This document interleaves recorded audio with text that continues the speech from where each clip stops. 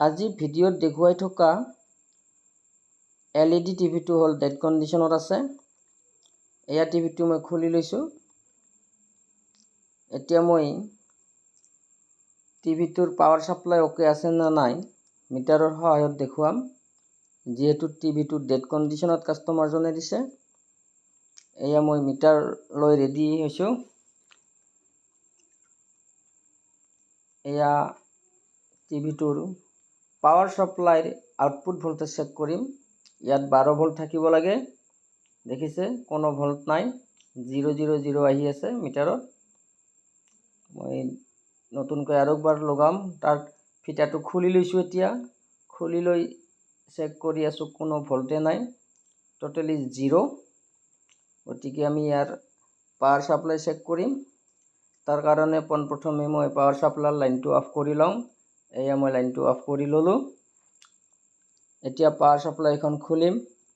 যিহেতু আউটপুটত কোনো ভোল্ট নাই, আউটপুটত 12 ভোল্ট থাকিব লাগে। গতিকে প্ৰব্লেম কি আছে পাৱাৰ সাপ্লাইৰ, সেইকাৰণে মই এতিয়া পাৱাৰ সাপ্লাইখন খুলি আছোঁ। তাৰ আগতে যদি মোৰ চেনেলটোত আজি নতুনকৈ আহিছে, চেনেলটো ছাবস্ক্ৰাইব কৰি ল'ব, লাইক কমেণ্ট শ্বেয়াৰ কৰিবলৈ নাপাহৰিব। এয়া মই পাৱাৰ সাপ্লাইখন অলৰেডি খোলা হৈ গ'ল। এতিয়া ফিল্টাৰ কেপাচিটৰত 300 ভোল্টৰ ওচৰে পাজৰে আছে না নাই মই চেক কৰিম। যদি ফিল্টাৰ কেপাচিটৰত 300 ভোল্টৰ ওচৰে পাজৰে মানে 290, 310, 295, 300 এনেধৰণৰ থাকিব লাগিব। প্ৰপাৰ 300 নাহিবও পাৰে, কিন্তু 290ৰ ওপৰত থাকিলে হ'ব। তাৰ কাৰণে মই পাৱাৰ সাপ্লাইৰ তলত থকা ইনসুলেটৰ পেপাৰখন খুলিব লাগিব। এয়া মই খুলি আছোঁ। ইনসুলেটৰ পেপাৰটো খোলাৰ পাছত মই পাৱাৰ সাপ্লাইৰ 300 ভোল্ট চেক কৰিম। মই আগতে কৈছোঁ 300 ভোল্টৰ ওচৰে পাজৰে 290, 300, 510, 295 এনেধৰণৰ থাকিব লাগিব। আৰু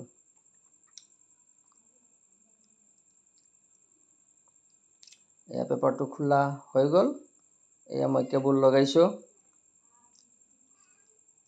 এতিয়া মই ফিল্টাৰ কেপাচিটৰত DC 300ৰ ওচৰে পাজৰে ভোল্টেজ জুখিম। সাপ্লাই দি দিলোঁ। দেখিছে। এতিয়া মই ফিল্টাৰ কেপাচিটৰত ভোল্টেজ জুখিম। মিটাৰতো চাব, লগতে মই ফিল্টাৰৰ কেপাচিটৰত মাল্টিমিটাৰৰ পৰ্ট দুডাল লগাই আছোঁ। এয়া দেখিছে, লগাইছোঁ। মিটাৰত দেখিছে ভোল্টেজ 292 আছে। গতিকে মই আগতে কৈছোঁ 300ৰ ওচৰে পাজৰে থাকিব লাগিব। গতিকে ওচৰে পাজৰে আছে। আৰু এবাৰ চাব মিটাৰত, মই ভালকৈ দেখুৱাম।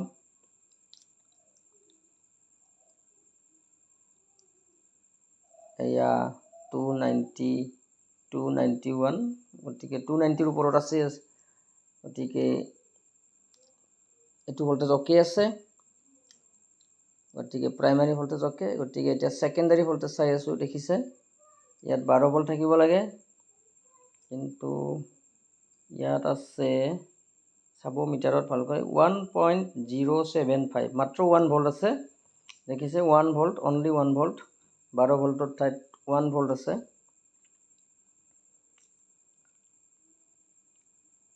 ইয়াত আছে 294 ফিল্টাৰ কেপাচিটৰৰ ট্ৰান্সফৰ্মাৰত প্ৰাইমাৰীত, কিন্তু ছেকেণ্ডাৰীত ভোল্ট নাই, মাত্ৰ 1 ভোল্ট আছে। গতিকে আমি প্ৰব্লেম পাই গ'লোঁ। ছেকেণ্ডাৰী ভোল্টেজ আউটপুট হোৱা নাই ট্ৰান্সফৰ্মাৰৰ। এয়া দেখিছে কেপাচিটৰ ফুলি আছে অলৰেডি। এইটো ব্লাষ্টেই হৈছে, এইটো কেপাচিটৰ এটা, আৰু দ্বিতীয়টো ফুলি আছে। গতিকে এই দুয়োটা কেপাচিটৰ আমি চেঞ্জ কৰিম। চেঞ্জ কৰাৰ আগতে মই বৰ্ডখন চেক কৰিছোঁ। বৰ্ডখন ছেকেণ্ডাৰী ফুল শ্বৰ্ট হৈ আছে, মতলব কি কয়, ছেকেণ্ডাৰীৰ কেপাচিটৰ লাইনত পূৰা শ্বৰ্ট হৈ আছে। ডায়োডটোও শ্বৰ্ট হৈ আছে, কিন্তু ডায়োডটো যোৱা নাই। কেপাচিটৰ দুয়োটা চেঞ্জ কৰিলে হৈ যাব।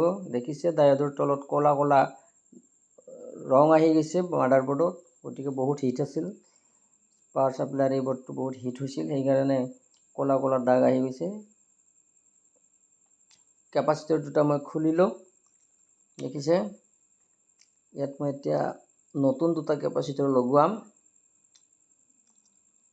এই দুটা পুৰণি কেপাচিটৰ দুটা, এটা অলৰেডি ফুলিছে আৰু এটা একেবাৰে টোটেলি ব্লাষ্ট হৈ গৈছে। এইটো টোটেলি ব্লাষ্ট ফাটি গৈছে। এতিয়া এই দুটা মই থৈ দিলোঁ। ইয়াৰ জেগাত এতিয়া দুটা নতুন কেপাচিটৰ লগোৱাম। এই দুটা কেপাচিটৰ নতুন, এই দুটা এতিয়া মই ইয়াত লগোৱাম। যেহেতু সেকেন্ডাৰী লাইনটোত শৰ্ট আছিল, কেপাচিটৰ দুটা খোলাৰ পাছত শৰ্টটো মৰি গৈছে। ডায়োডতো শৰ্ট আছিল, ডায়োডৰ শৰ্টটো এতিয়া মৰি গৈছে। এতিয়া মই কেপাচিটৰ দুটা লগোৱাম, লগোৱাৰ পাছত কি ভল্টেজ আহে আপোনালোকক ভিডিঅ'ত দেখুৱাম। ভিডিঅ'ত চাই থাকক।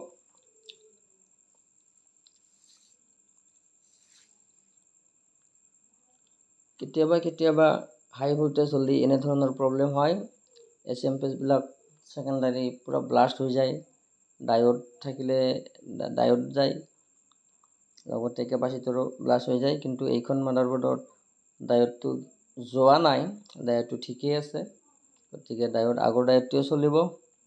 আমি কেপাচিটৰ দুটা চেঞ্জ কৰিম পোনপ্ৰথমে, তাৰপাছত ভল্টেজ ওলাই নে নলাই চাম।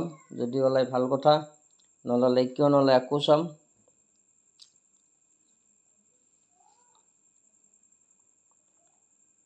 যদি আজি মোৰ চেনেলত আজি নতুনকৈ আহিছে, আগতে ভিডিঅ' চোৱা নাই, আজিয়ে পোনপ্ৰথমে চেনেলটো ছাবস্ক্ৰাইব কৰি ল'ব, লাইক কমেণ্ট শ্বেয়াৰ কৰিবলৈ নাপাহৰিব আৰু বেল আইকনটো বজাই অল অপশ্যনটো অন কৰি দিব।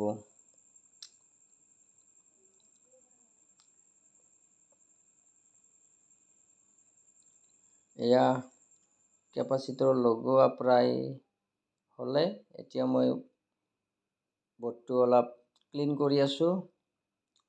ক্লিন কৰাৰ পাছত আকৌ মই ছাপ্লাই দি ভল্টেজ জুখিম। আগতে যিহেতু 290 ভল্টেজটো অ'কে আছিল প্ৰাইমাৰীৰ, কিন্তু সেকেন্ডাৰীত কোনো ভল্ট পোৱা যোৱা নাছিল, অনলি 1 ভল্ট পাইছিলোঁ। এতিয়া সেই 1 ভল্টৰ ঠাইত আমি 12 ভল্টৰ ওচৰে পাজৰে থাকিব লাগিব। 12 ভল্ট নতুবা 12 ভল্ট 510 নতুবা 1195 এনেধৰণৰ থাকিব লাগিব। প্ৰপাৰ 12 নাথাকিবও পাৰে, কিছুমান ছাপ্লাইত নাথাকে, কিছুমানত 12ৰ কম থাকে, কিছুমানত 12ৰ বেছিও থাকে। এইখনত কিমান থাকে চাই লওঁ। এয়া 11.95 পাইছে। গতিকে আমাৰ পাৱাৰ ছাপ্লাই অলৰেডি অ'কে হৈছে। এতিয়া আমি অন কৰি চাম। যদি হাই ভল্টেজ হয় কেপাচিটৰ যিহেতু ব্লাষ্ট হৈছে, গতিকে মাদাৰবোৰ্ডৰো কিবা ক্ষয় ক্ষতি হ'ব পাৰে। যদি ক্ষয় ক্ষতি হৈছে টিভিটো অন নহ'ব মাদাৰবোৰ্ডৰ, আৰু যদি মাদাৰবোৰ্ডৰ আকৌ হোৱা নাই, অনলি কেপাচিটৰে ব্লাষ্ট হৈছে, তেতিয়াহ'লেতো টিভিটো অন হৈ যাব। এতিয়া আমি মাদাৰবোৰ্ডটো ভালকৈ পাৱাৰ ছাপ্লাইটো ভালকৈ লগাই এতিয়া অন কৰিম। ফাৰ্ষ্ট টাইম টিভিটো অন হয়নে নহয় দেখুৱাম। অন হ'লে ভাল কথা, আৰু নহ'লে মাদাৰবোৰ্ড চেক কৰিব লাগিব। পাৱাৰ ছাপ্লাই অলৰেডি অ'কে হৈছে। এতিয়া এয়া মই টিভি অন কৰিম। এতিয়া প্ৰায় ৰেডি। এতিয়া ডিছপ্লে লগোৱাই পাৱাৰ ছাপ্লাই দিম, লাইন দিম, পাৱাৰ ছাপ্লাইত লাইন দিম। এতিয়া দিছোঁ, দেখিছে মই প্লাগটোত বৰ্ডত সোমাই আছোঁ। এয়া লাইন দি দিলোঁ। এতিয়া চাওক ডিছপ্লে আহে নে নাহে। এতিয়া মই পাৱাৰ বাটনটো টিপি ধৰিম, তলত আছে। এয়া মই পাৱাৰ বাটন টিপি দি আছোঁ। এতিয়া চাওক ডিছপ্লেত কি আহে। এয়া আহি গৈছে ডিছপ্লে আহি গৈছে। ন' ছিগনেল লিখা আহিছিল, মাজত গুচি গ'ল আকৌ। গতিকে মই আৰু ভালকৈ এবাৰ দিম, চাব। টিভিটো এবাৰ অন হৈছিল, আকৌ দিম।